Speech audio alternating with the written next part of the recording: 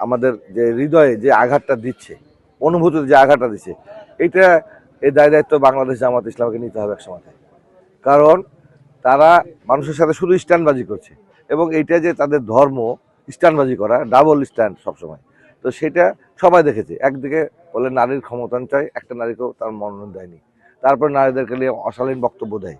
আমরা তো এর প্রতিবাদ করি। পাশাপাশি যে বিষয়গুলো হচ্ছে, রাজশাহীতে গতকালকে এসেছিলেন, ওই অনেক হুমকি ধামকি দিয়ে গেছেন উনি। জাসদ থেকে এখন আসলে বাংলাদেশ জামাত ইসলাম করেন, জাসদের কি অবস্থা ছিল দেশের মানুষ জানে।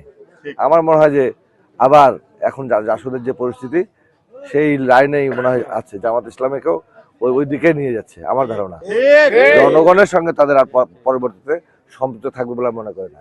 কিছুটা আওয়াজ পাওয়া যায়, কারণ তাদের ব্যাংক আছে, বিমা আছে, ব্যবসা প্রতিষ্ঠান আছে, এনজিও আছে।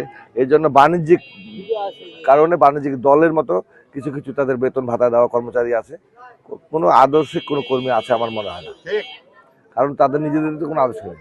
মওদুদ সাহেব তো আমাদের নবী করিম মুস্তাফা সাল্লাম সম্পর্কে মেলা কথাবার্তা বলেছে, ওগুলো নিয়ে ডিবেট করাও যাবে সারাদিন রাত।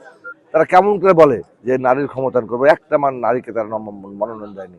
তারা বরঞ্চ হিন্দুদেরকে মনোনয়ন দিয়েছে। আবার হিন্দুদেরকে মনোনয়ন দেওয়ার দোষের কিছু না, আমাদেরও অনেক কেমন মনোনয়ন দিয়েছে, কারণ তারা দেশের নাগরিক, দিতেই পারে। কিন্তু তারা জামাত ইসলামী বলে ইয়েদেরকে, হিন্দুদেরকে ইসলাম পাহারা দেওয়ার দায়িত্ব দিতে পারে না। আমরা বলেছি যে এটা এই বাংলাদেশ সাম্প্রদায়িক সম্প্রীতির ঊর্ধ্বের বাংলাদেশ, সম্প্রীতির বাংলাদেশ। আমরা আমাদের ঠিকানা একমাত্র বাংলাদেশই। এই বাংলাদেশি ঠিকানার যে সমস্ত মানুষ থাকবে, সব দল মত ধর্ম বর্ণে থাকবে, সবারই নাগরিক যে সুযোগ সুবিধা সবাই পাবে।